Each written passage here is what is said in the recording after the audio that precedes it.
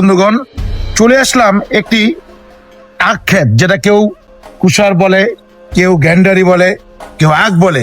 তো এটা দিয়ে কিভাবে প্রসেসিং করে আখাই গুড় তৈরি হয় সেটা আপনাদেরকে দেখাবো, চলেন আমার সাথে। আমরা ক্ষেত থেকে কিভাবে গ্যান্ডারিতে এখানে এনে শোধন করা হয় আপনারা দেখুন। এই গ্যান্ডারিগুলো আমরা বাগান থেকে নিয়ে আসা হচ্ছে। আমি প্রসেসিংটা আপনাদেরকে পরবর্তী দেখানোর জন্য নিয়ে যাচ্ছি।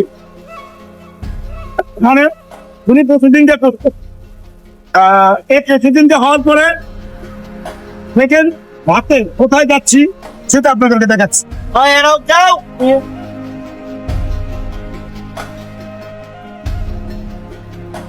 এখানে দেখুন যেটা কিন্তু রসটা তৈরি হচ্ছে।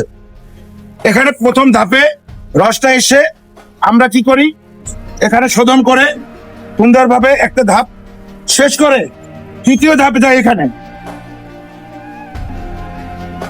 এটা সেকেন্ড ধাপ। এখান থেকে অ্যাকচুয়াল খাঁটি গুড়, যেটা বাংলাদেশের ভিতরে আমরা যেটা বলি আখাই গুড় অথবা বাটালি মিঠা বলি, অনেক দেশে গুড় বলে অনেকে।